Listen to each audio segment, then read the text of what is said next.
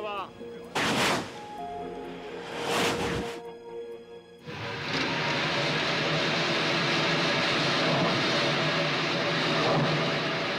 Incroyable Crompton, toujours aussi pimpante malgré ses 150 ans passés. Son secret? L'amour que lui ont porté des générations de cheminots depuis ses premiers tours de roue sur la ligne Paris-Strasbourg, c'était en 1852. À cette époque, on osait rouler à 100 km/h. Aujourd'hui, entre Paris et Strasbourg, on roule à 320 sans s'en apercevoir. Un siècle et demi sépare ces deux engins. Un siècle et demi de progrès technique. Un siècle et demi de course contre la montre.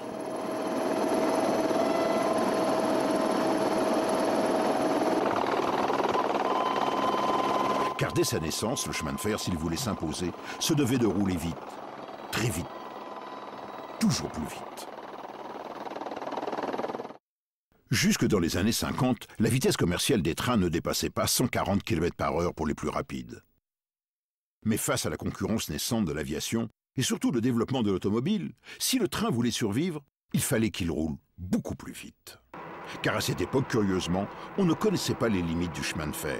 Et c'est ainsi qu'une poignée de visionnaires à la direction du matériel de la SNCF s'est lancée dans un programme d'exploration de la grande vitesse dès 1950.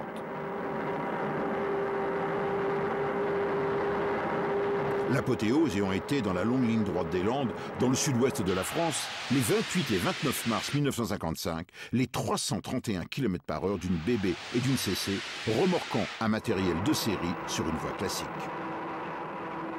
Mais les arcs électriques à la caténaire et surtout l'état de la voie après le passage de la BB montrent qu'on était passé très près de la catastrophe. De fait, si on voulait explorer le domaine des vitesses au-delà des 300 km/h, il fallait une nouvelle race d'engins, quelque chose de fondamentalement nouveau sur une voie nouvelle. Et c'est ainsi qu'est né, en 1965, le projet C03 de transport à grande vitesse. En juillet 69, on passa commande d'un prototype qui devait tout à l'aviation. On construisit une maquette en bois. On a utilisé les souffleries de Concorde pour le profil aérodynamique. Le poids étant l'ennemi de la vitesse et des efforts sur la voie, on a fait appel à l'aluminium et aux matériaux composites. Pour la propulsion, on a installé 4 turbines d'hélicoptère. Enfin, pour réduire la résistance à l'avancement et abaisser le centre de gravité, on a placé les bogies à cheval sur 2 caisses. Et le 23 mars 1972 est sorti des ateliers Alstom à Belfort TGV 001. Mais le coup d'essai fut un coup de maître, car dès les premières marches, le cap des 300 km/h est franchi.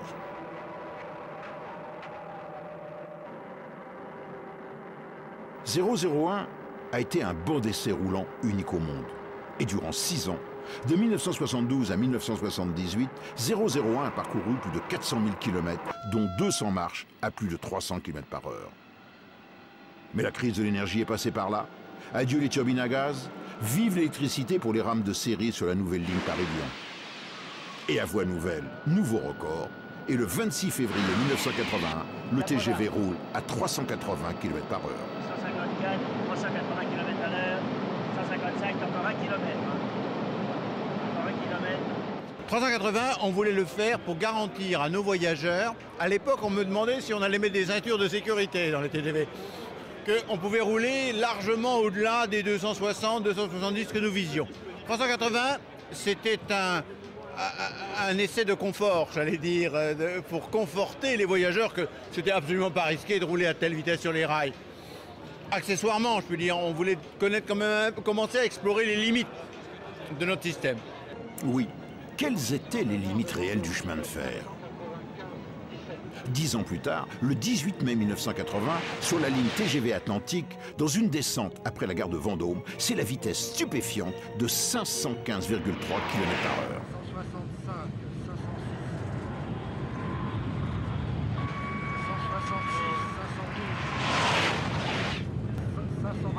515.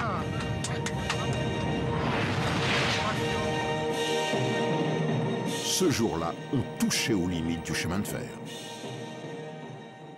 En décembre 89, avec 482 km/h,4, nous nous étions heurtés au mur de la caténaire, c'est-à-dire ce moment où la vitesse du train est proche de la vitesse de propagation des ondes sur le fil de contact.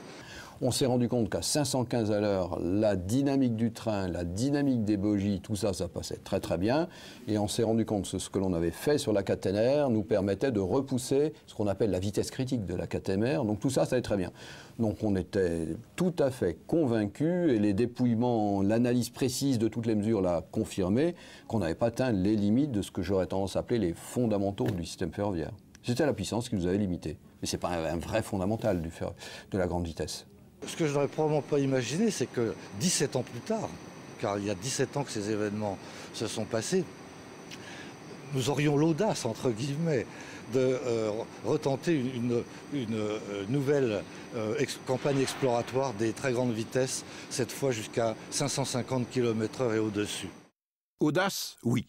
Mais il a fallu attendre la décision de construire la nouvelle ligne à grande vitesse Paris-Strasbourg pour que l'on envisage de reprendre les essais à grande vitesse et explorer le domaine 500-550 km/h. Et peu à peu, l'idée a fait son chemin. Quand on regarde le tracé qui a été réalisé, c'est un tracé qui est assez favorable. Dès lors qu'on est à l'est de Reims, on a des grandes lignes droites, on a des grandes courbes, et donc c'est quelque chose qui est assez tentant vis-à-vis d'une tentative de grande vitesse, de très grande vitesse. Oh, cette idée, on l'a eu, on était plusieurs à l'avoir, cette idée.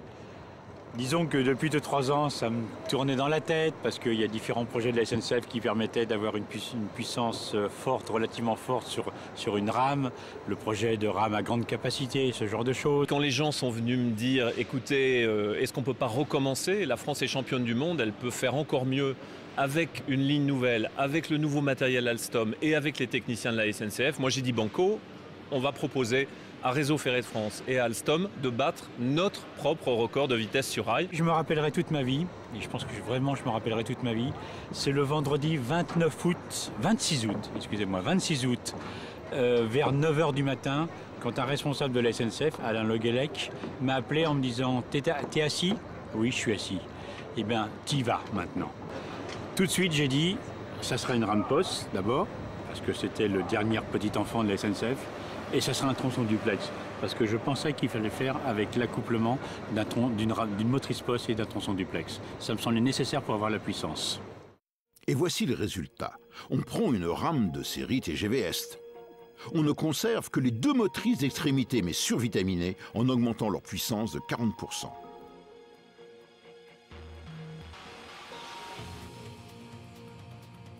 Et entre les deux, on place 3 voitures duplex, gain 30% en poids, bilan 20 000 chevaux pour 268 tonnes.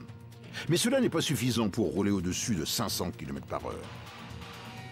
On a bien vu rapidement qu'on était en limite de puissance sur les motrices POS avec la puissance que l'on pouvait espérer, puisqu'on se basait sur ce qui avait été fait en 1990. Donc l'idée a été de dire, mais il faut sûrement la motoriser davantage. En un mot, il fallait une motrice supplémentaire. Mais où la placer? Tout simplement en équipant la voiture-barre de bogies moteurs, ceux des futures rames TGV. Ce bogie, le voici en cours d'assemblage chez Alstom au Creusot. Bilan, 20 000 chevaux pour les deux motrices, plus 5 000 chevaux pour la voiture-barre, le compte y est. 25 000 chevaux pour 268 tonnes à concentrer d'énergie. Mais rouler à plus de 500 km/h au niveau du sol impose des contraintes aérodynamiques. Un élément qui est important dans la résistance à l'avancement, c'est ce qu'on appelle la césure entre caisses, et on a mis une fermeture complète de manière à avoir une continuité la plus grande possible de l'écoulement aérodynamique du train.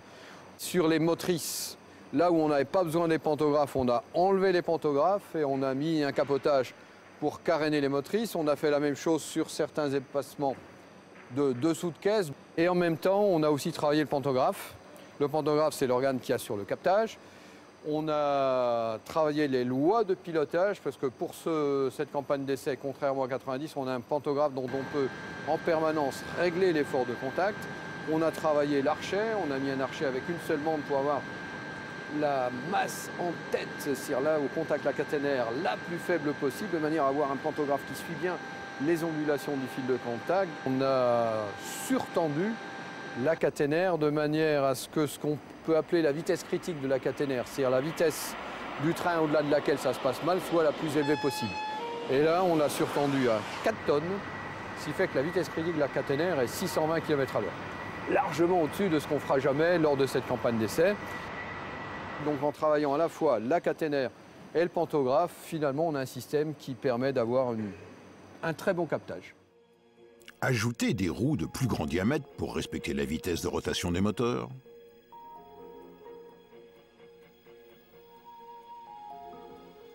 Des amortisseurs plus raides et doublés pour des raisons de sécurité. Et vous avez là tous les ingrédients qui font de cette rame une Formule 1 du rail. En fait, cette rame constituée à partir des éléments de série est avant tout un laboratoire roulant avec 650 points de mesure. Visite guidée lors d'un essai. Dans cette rame, il y a 2 labos de mesure. L'un au rez-de-chaussée, si j'ose dire, c'est celui du constructeur Alstom, où là, eh bien, on suit en permanence le comportement complet de la rame, sur le plan mécanique, la stabilité, sur le plan électrique, les moteurs, la chaîne de transmission, sur le plan aérodynamique, l'effort de résistance et la tenue au vent, les échauffements et la captation du courant. Mais là, c'est un peu la partie secrète. Regardez, ils sont en train de travailler.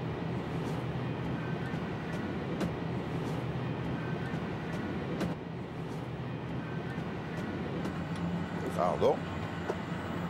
Là, un petit coup d'œil en passant toute la régie vidéo, un fouillis de câbles, le cauchemar de l'électricien, et puis la partie labo se trouve par ici.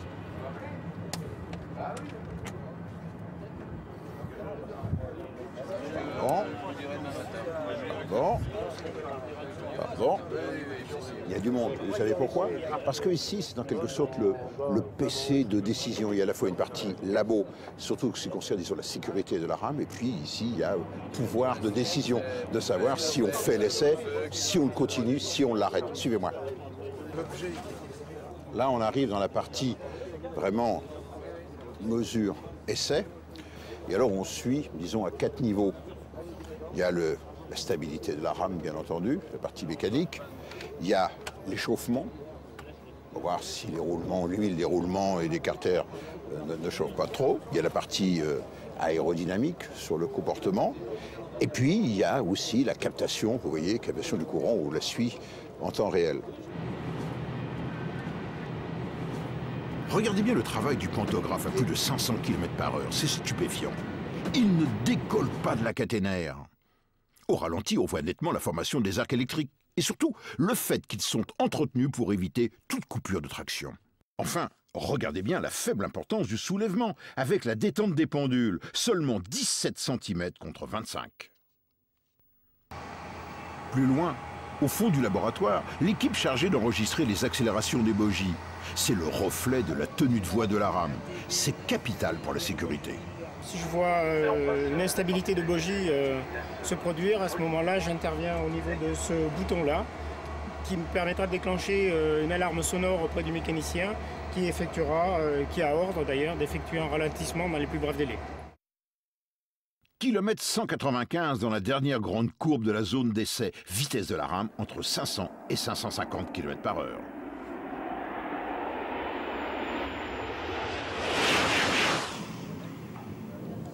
Là, on a installé un laboratoire. On enregistre la vitesse, le bruit, le soulèvement de la caténaire et les efforts sur la voie. Plusieurs zones.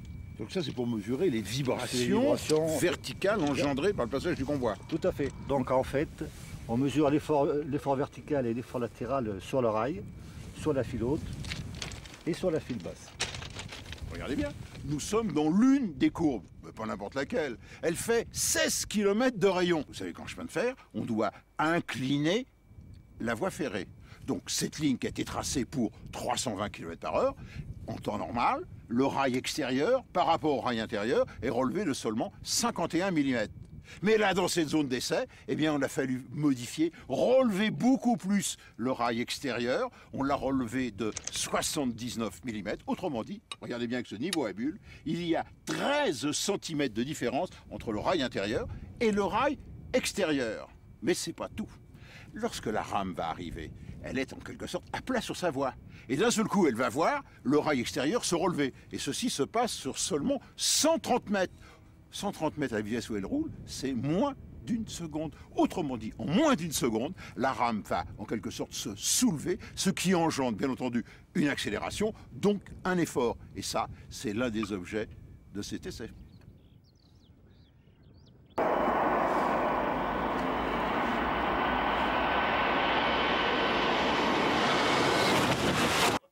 Mais au kilomètre 195, à hauteur de Passavant en Argonne, il n'y a pas que des ingénieurs d'essai le long de la voie.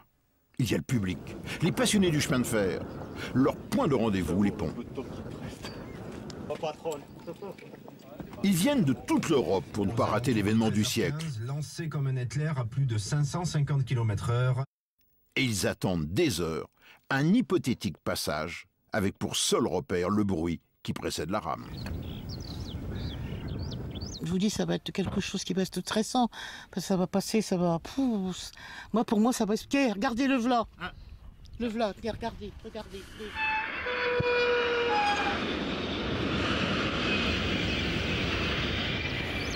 Mais ce qu'il y a peut-être de plus étonnant, c'est le fait qu'à l'avant de la rame se développe une onde de choc qui crée une surpression et soulève le pont. C'est ce que l'on mesure ici à l'aide d'un sismographe analogue à ceux qui enregistrent les tremblements de terre. Et regardez bien le verdict, la caméra va bouger. Et le sismographe a enregistré un soulèvement de quelques millimètres. C'est peu, très peu, mais énorme pour la masse de l'ouvrage. Alors, comment se sont déroulés les essais? Toujours de la même façon, suivant le même protocole, en respectant des consignes de sécurité très strictes. Tout d'abord, la zone d'essai. Au début, après une étude modélisation de la ligne, on s'est aperçu qu'il y avait finalement 3 zones. La première, la plus proche de Paris. La deuxième, à l'est de Reims, dans une longue ligne droite qu'on appelait, le Locodrome. Et en fait, après étude beaucoup plus précise et simulation, on s'est aperçu que c'était celle située la plus à l'est, qui comportait pourtant beaucoup de dénivellation, mais qui était tout le temps en pente, qui permettait de gagner les quelques kilomètres par heure, la pichenette qui permettait de décrocher le record du monde, et également qui présentait des courbes de plus en plus grandes, de rayons de plus en plus grands à mesure qu'on allait plus vite. C'est cette zone qui a été retenue. Elle démarre au PK, au point kilométrique 264, après Ennery, pour se terminer au PK 140. Et c'est entre ces 2 points que l'on va battre le record du monde, c'est-à-dire entre le kilomètre 195 et le kilomètre 191. Comment va se dérouler un essai? Toujours suivant le même processus. La veille, la nuit, une voiture dite voiture Mosin, c'est-à-dire une voiture de mesure qui enregistre les déformations de la voie de façon très précise, va parcourir la zone d'essai. Et elle va transmettre ces informations sous forme d'une bande de papier. Cette bande de papier va être remise à l'équipage de la rame d'essai V150 à la gare de Reims. Et durant le trajet Reims-PK 264 à bord de la rame d'essai, on va dépouiller cette bande de papier pour savoir si la voie et la caténaire sont OK. Et quelle vitesse donc on pourra atteindre ensuite. Mais avant de lancer la rame d'essai, on va envoyer une rame dite de servitude, une rame de balayage. C'est-à-dire rien d'autre qu'une rame poste tout à fait classique, mais qui va rouler à 360 km/h dans la zone d'essai. C'est la rame dite S4, la voici, et elle parcourt la zone d'essai. À bord se trouve également une centrale de mesure des accélérations des bogies qui vont nous renseigner, encore une fois, sur l'état de la voie. Et qui plus est, on va en quelque sorte contrôler l'environnement, voir s'il n'y a pas d'obstacle. Une fois qu'elle est arrivée au PK 140, elle transmet par radio l'information au chef de bord en lui disant « Oui, tout est OK, c'est un quitus, c'est le feu vert ». Pas tout à fait, car avant de lancer V150, il faut d'autres quitus. Les autres quitus, c'est-à-dire les feux verts, sont donnés ici par le PCD de Pagny-sur-Moselle. Là, on a une vue d'ensemble de toutes les installations de la voie nouvelle. Avant chaque marque d'essai, il faut s'assurer que la tension va être portée de 25 000 à 31 000 volts sur 74 km pour avoir la puissance maximum à bord de la rame. Il faut également s'assurer que la voie est libre, que les aiguillages sont dans la bonne position. Et regardez bien, les ordres sont transmis oralement et doublés par écrit sous forme de dépêche. Pour la marche numéro 806 495, itinéraire depuis le repère NF 7535 jusqu'au repère NF 1403, puis du repère 1403 jusqu'au repère NF 1501. C'est un échange de dépêches entre l'opérateur essai et le responsable opérationnel des essais. Sous la forme, par exemple, opérateur essai à responsable opérationnel des essais, itinéraire établi et libre, départ. Le responsable opérationnel des essais à bord de la rame V150, c'est lui, Daniel Bello. C'est lui qui reçoit les quitus et donne le feu vert du départ. Mais son rôle ne s'arrête pas là. Durant la marche, il est en liaison avec les ingénieurs d'essai à bord. 200, 220, d'accord, je vais leur dire ça. D'accord. J'ai en retour toutes les équipes techniques pour chaque spécialité en direct avec moi. Si la moindre anomalie est observée par l'un d'entre eux, il me le signale immédiatement et je peux, en liaison avec la cabine, soit demander à la cabine de conduite d'arrêter la marche, soit au besoin, en cas d'extrême urgence, j'ai un bouton poussoir ici qui fait fonctionner le système de freinage de la rame. Il n'y a pas de bavard là. 28 mars, 7 h du matin, gare de l'Est à Paris. Nouvelle journée d'essai à grande vitesse, sauf qu'aujourd'hui, la presse est admise à bord. C'est la première fois.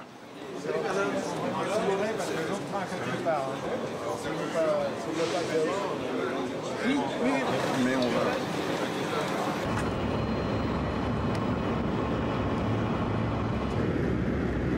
Tout se déroule comme prévu.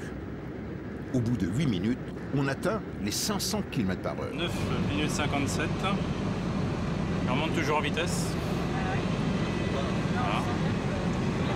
On arrive à 475 km/h. Donc tu vois les courbes, on sent vraiment le dévers là. Je pense que l'objectif de la marche a été atteint puisque l'objectif était de 500. Donc on est à 506,1. Mais on maintient quand même une vitesse près des 500 km/h. On va le maintenir pendant à peu près 40 km. Ah, on a perdu. Un bruit anormal sous la caisse et le freinage d'urgence se déclenche. C'en est fini de l'essai pour aujourd'hui. 2 vitres ont éclaté sous l'impact de morceaux de plastique arrachés à une roue. Une rapide inspection montre que des morceaux de métal ont sectionné la conduite de frein. Et voilà notre âme immobilisé en race campagne pendant 4 heures pour la plus grande joie des agriculteurs de la région prévenus par le téléphone portable.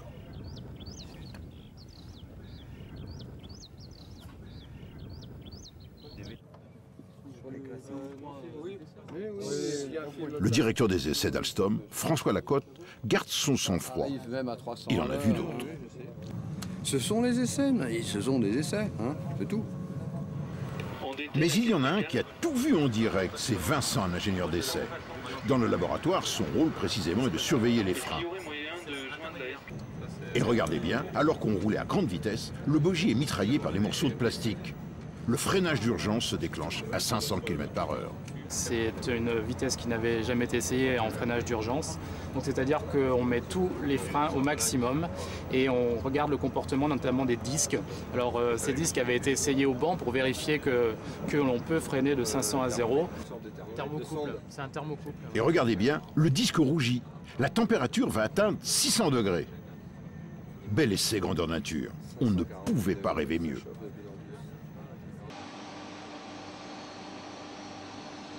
Toute la nuit, les équipes de maintenance vont s'affairer.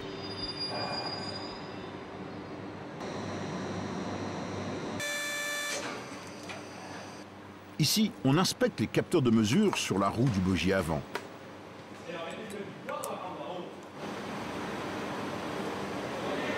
Oui, effectivement.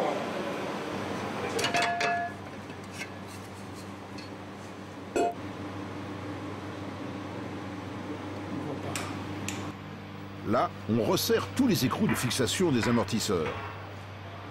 Là, je suis en train de mettre du stylo tube afin de marquer les vis pour qu'à chaque rentrée de marche, en fait, on puisse s'assurer que les vis en fait n'ont pas tourné. Pendant ce temps, on inspecte les entrailles du bolide. Donc là, j'ai vérifié que toutes les soudures, les renforts là sont pas. Il n'y a pas de faiblesse. ce n'est plus de la mécanique, c'est de la spéléo.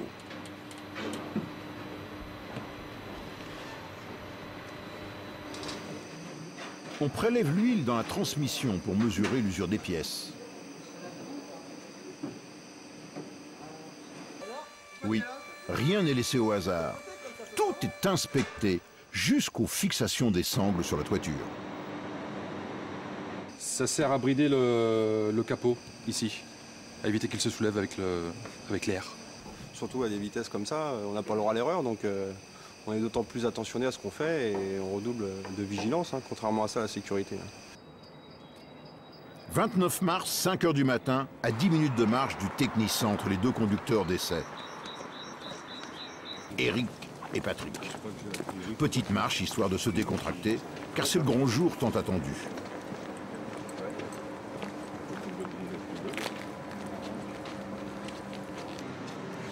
C'est Eric, un solide Lorrain de 46 ans, qui va être aux commandes. Aussi calme qu'un Schumacher avant un Grand Prix de Formule 1. Car ici règne la même ambiance que sur un circuit de compétition. Et sans ses techniciens, Eric ne serait rien. Tu vas bien? Salut. Et en forme aujourd'hui? Grande forme. Dès qu'on arrive le matin, c'est chaque fois la même chose. Tout a été fait. La moindre petite chose que j'ai pu leur dire sur telle ou telle chose, tout a été regardé de A à Z. Et j'ai une entière confiance. Quand la rame sort d'ici, j'ai aucune crainte, quelle qu'elle soit. Ultime conseil avant le départ. La prouesse technique, c'est un profil de ligne genre Disneyland, assez tordu. D'autre part, on lui demande de maintenir une vitesse. Tout à l'heure, on maintiendra peut-être 330 sur ce profil de ligne. Et en plus, je lui demande de maintenir du courant dans le pantographe. Donc il faut qu'il réalise les trois. 6 h 30, c'est le départ pour la gare de l'Est. Attention, ça va rouler, attention. Hein. Et bienvenue à bord. Alors, il est là. Voilà, je viens de tuer ma carrière. Durant le voyage vers la zone d'essai, les responsables de la campagne analysent les résultats de la veille et décident du programme de la journée. Nous n'aurons pas les aléas que nous avons malheureusement rencontrés hier et que l'on va faire une très belle journée même. T'as l'air en forme. Oui, tout à fait. En forme aujourd'hui. Hier, t'étais pas en forme. Moins, beaucoup moins. Et voilà en quelque sorte la feuille de route avec les vitesses à respecter. Ultime vérification avant le départ. C'est parfait. Et le responsable opérationnel d'essai attend les quitus, avec d'abord la météo. Vision météo pour l'heure qui vient sur le domaine d'essai. Limite de moyenne et en vitesse de pointe. Et la tendance en termes de vitesse du vent. Faites vos tests de liaison de sécurité déjà. Bon, il faut s'assurer que les capteurs marchent. Hein. Alstom, tu réarmes. C'est fait.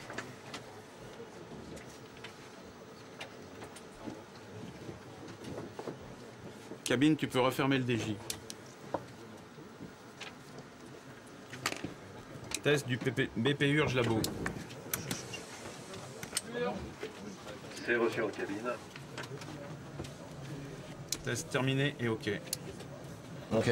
Donc il vous reste le quitus tension caténaire, le quitus S4, vous l'avez. Dans la cabine de conduite, l'équipe révise le plan de vitesse. 150 jusqu'ici, voilà, jusqu'au 205. 200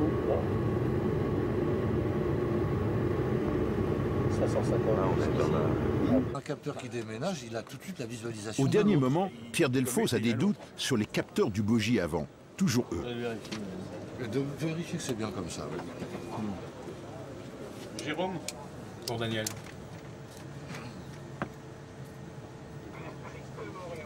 Oui.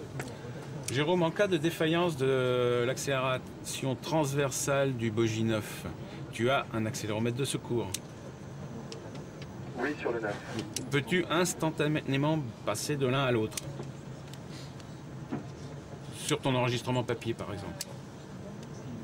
On a les deux sur le papier et on a les deux, nous, à l'écran de notre côté. Parfait. C'est encore mieux. C'est exactement ce qu'on voulait. D'avoir les deux en même temps. Ça s'appelle une boucle de rattrapage. Pour une fois. RAM V150 à tous les postes. Nous allons nous mettre en marche pour la première marche à grande vitesse. La gendarmerie, vous pouvez fermer les routes s'il vous plaît. Je répète, ici la rame V150. Nous allons démarrer notre marche à grande vitesse. Pour la gendarmerie, vous pouvez fermer les routes s'il vous plaît. Merci. Dans une minute. Dans la cabine de conduite, la tension monte. On échange les dernières dépêches avec le directeur des opérations. Donc, opérateur essai, responsable opérationnel des essais. Itinéraire établi pour la marche 088 02 jusqu'au repère NF 1903, pris à revers.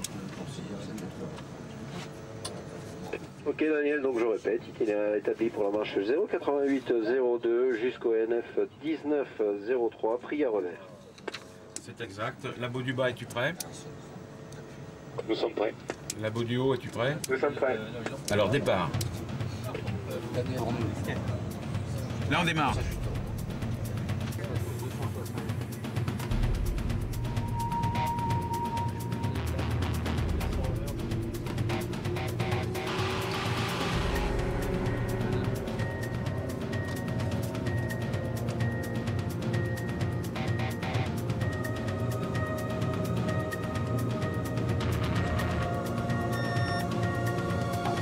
Attention pour le PTA 264, une centaine de mètres. Sur. Top. Jérôme, peux-tu nous dire comment fonctionne ton essieu d'attaque sur le Bogie-Bus?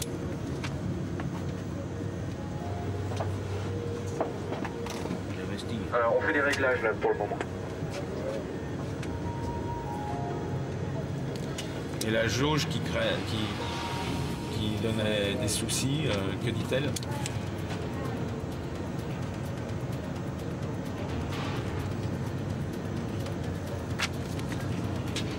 Non, ça va. Très bien. On va comparer avec cette marche-là. Tu montes à 110 jusqu'au BC Panto. Non, c'est 100 le minutage, c'est 100. Non, rien. Attends, service, Vincent. Voilà la pointe de tension. Tension caténaire 31,1 kV. Bon. Ça y est, c'est fermé. L'accélération de la rame est surprenante. 550 ampères, 400 ampères, 30,1 kV. Je surveille là-bas, de toute façon. Oui, là on surveille, Serge était derrière moi, il surveille. Je surveille là les températures, je surveille à gauche. S'il y a du jaune, je ne crains pas trop du rouge. Tout de suite. Le rouge, c'est arrêt d'urgence.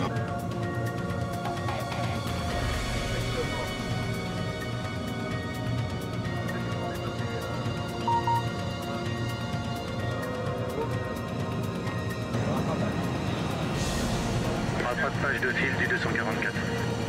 On reprend traction max. On y est Laurent. Les familles sont au bon endroit.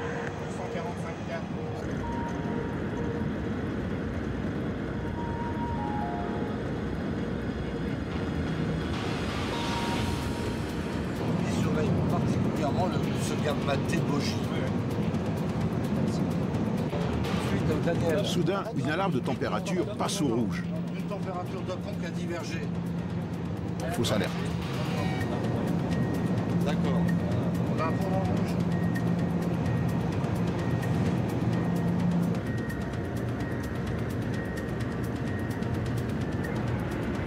On est dans la courbe de 10 000 mètres la dernière.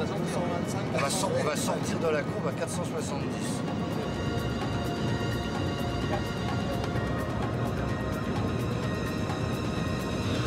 Ça passe très bien là.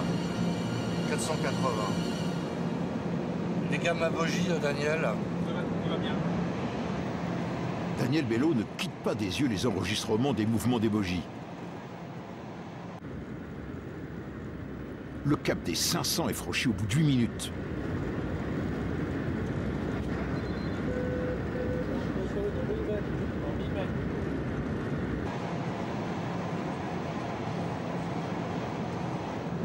Courbe de 12 000 mètres. Hein. enchaîne avec une autre de 12 dans l'autre sens. On enchaîne avec une autre de 12 dans l'autre sens, dans quelques centaines de mètres. On a un petit problème. Non, mais ça. Talonnant, comme d'habitude. Talonnement au 215 toujours. C'est où? Il y a un particulier? C'est un raccord long de 21 km de rayon.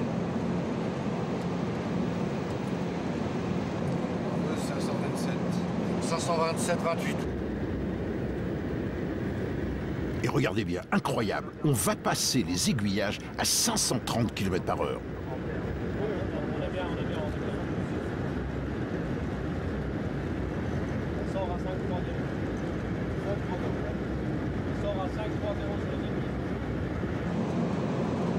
Les gars, ma bogie, ça a bougé pas mal à la Garmeuse. Hein.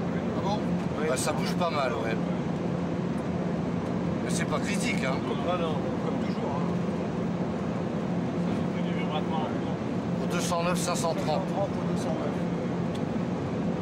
Est-ce qu'ils sont manip à fond depuis le début? Non, il régule là déjà. Oh. Non, mais il a un moment, il a baissé. Hein. Là, il régule. Là maintenant, oui. Talonnement. 540. 540 ou 250.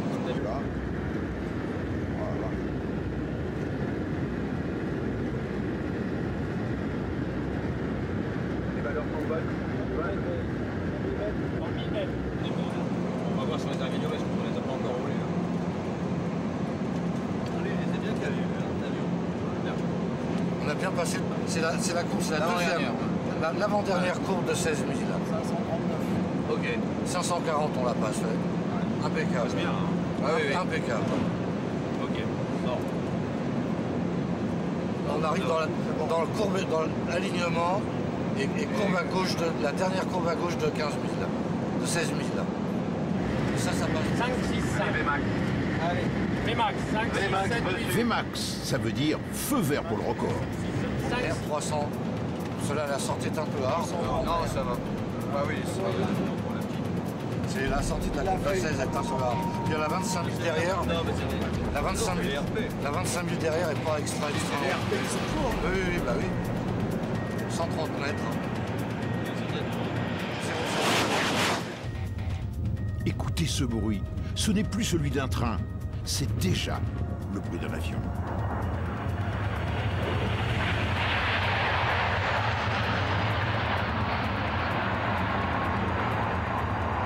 « 568 km/h, record battu. Et il faudra 30 km pour s'arrêter en douceur.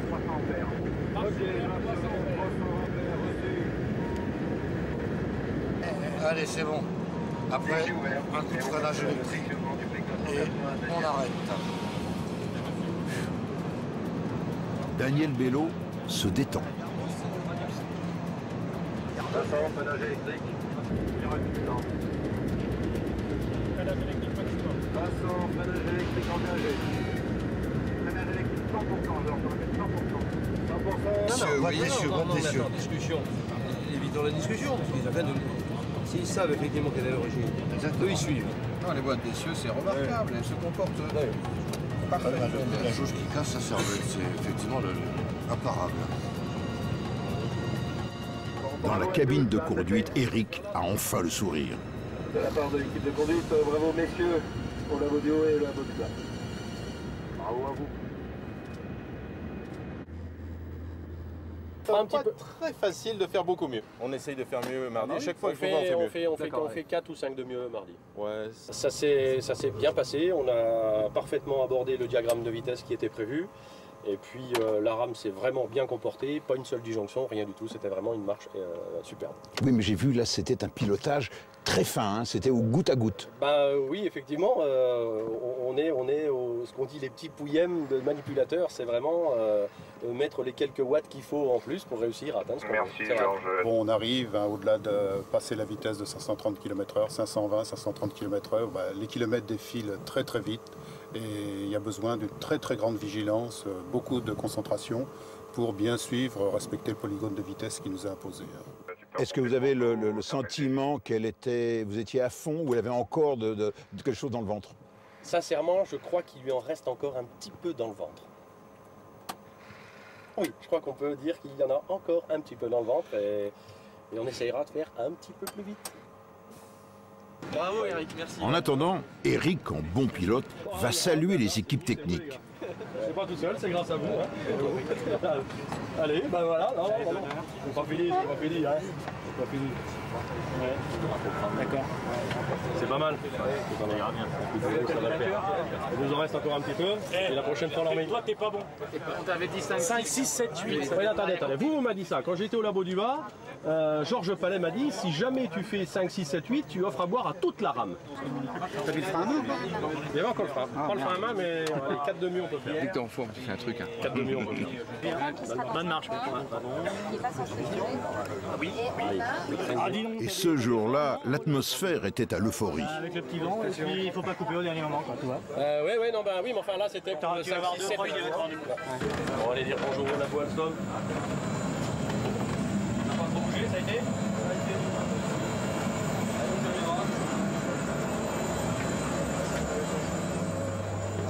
Très bien. Bien. Merci, c'est pas mal. Ouais, c'est bien. Ça c'est bien. Arriver à avoir un 0, c'est vachement bien. On aurait voulu y arriver, on n'y serait pas arrivé. 5, 6, 8, 0, c'est bien. Non, bah, merci. Oui, mais c'est quand même nouvelle, parce que le PK c'était 0,7. Il aurait fallu être juste au PK. Bon, écoutez, la prochaine marche, on va essayer. On fait le PK et la vitesse à 0. Voilà. Jacques Couvert, directeur des essais, vous êtes satisfait? Évidemment, on est heureux, c'est le moins qu'on puisse dire. Enfin, disons, même si on faisait ça avec beaucoup de confiance, c'est quand même pas quelque chose qui était gagné d'avance. Et pourtant, François Lacote, ce matin, était sûr de son coup. Non, mais tout le monde est sûr, mais je dirais au fond de son cœur, on a quand même toujours quelques doutes, et on est toujours à la merci d'un aléa. Donc, le fait d'avoir surmonté ça, je crois que c'est quand même, je dirais, la reconnaissance et le couronnement, je dirais, d'un travail de plusieurs mois de toutes les équipes. François, c'est le couronnement de toutes vos recherches, vos travaux? Oh, c'est une magnifique étape couronnement, j'espère que non. Hein, j'espère qu'on va continuer. Mais c'est une étape qui est pas mal quand même. Hein. Vous êtes fier tout de même de votre bogie? Non, je crois que l'équipe peut être fière. Hein. C'est une équipe qui peut être fière. Et c'est l'équipe qui comprend les trois entreprises. Et c'est ça, je crois, qui a permis de gagner. Par rapport à 515, l'homme qui a fait 515, pour vous, c'était plus fort, plus émouvant, plus facile, plus difficile? Beaucoup plus impressionnant. Beaucoup plus impressionnant parce qu'on a découvert des phénomènes inconnus dans l'exploration que nous venons de faire de la plage de vitesse de 500 à 550. Et le fait d'avoir réussi aujourd'hui une vitesse aussi fabuleuse était presque inimaginable. Maintenant, il nous reste évidemment à préparer la communication sur le grand jour. Ça va être un grand moment parce qu'on sent la tension au niveau des journalistes à l'heure actuelle qui m'appellent en permanence, qui me demandent effectivement qu'est-ce qui va se passer. J'ai fait en quelque sorte une répétition générale, mais je suis très content de l'avoir fait parce que j'étais seul là et j'ai vécu pleinement ce moment.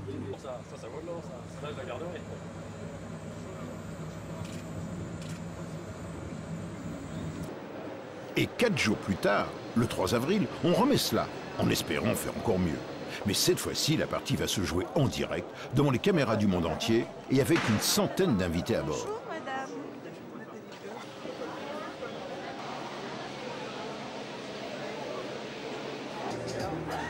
La gare de Besançon, près de Reims, est transformée en centre de presse, où on vit en direct l'événement sur un grand écran. Les images étant relayées par un avion et transmises dans le monde entier. Juste une chose, alors, rechangement de recouvrement. Je sais pas, c'est au niveau. 500 km/h. 500 Et évidemment, on monte franchis. toujours, Nathalie. Dans quelques instants, Allez, nous on est allons avec vous, passer... on bouge plus. Voilà, 513, voilà, 515. Battu, mes enfants, battu. Et on sent encore la puissance. Voilà, on y est, la gare Meuse, TGV. Voilà. 534 km, vous vous rendez compte, on a franchi les appareils de voie 534. Je crois que là, l'engin donne toute sa puissance. On va rester cette avec montée en vous, vitesse, et en on revient silence. au 191.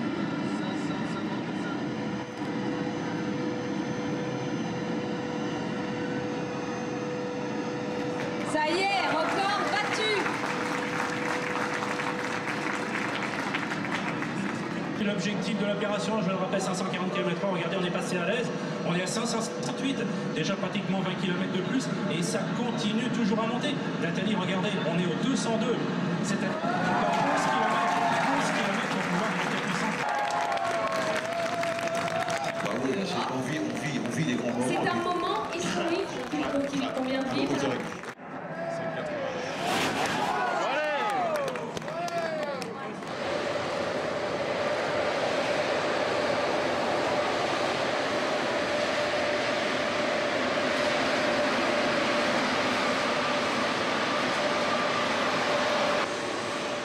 74,8. Bonjour à tous.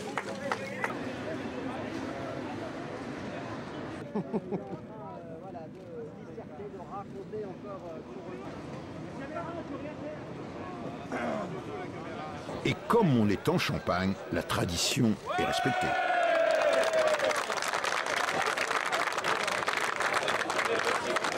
Et voilà comment Record du monde se dit dans toutes les langues. You have to understand that at that speed, the sightseers who were watching this train go by, that were watching from bridges over top, saw the train go by at 150 meters a second. At that rate, they wouldn't... Un record comme ça à battre à 574,8 à l'heure, c'est 2 fois la vitesse d'un avion qui décolle. Il faut se rendre compte, c'est-à-dire qu'on est même au-delà de l'aéronautique. Oui, qui aurait pu imaginer il y a 150 ans que sur les mêmes rails, avec les mêmes roues, on roulerait un jour à près de 600 km/h.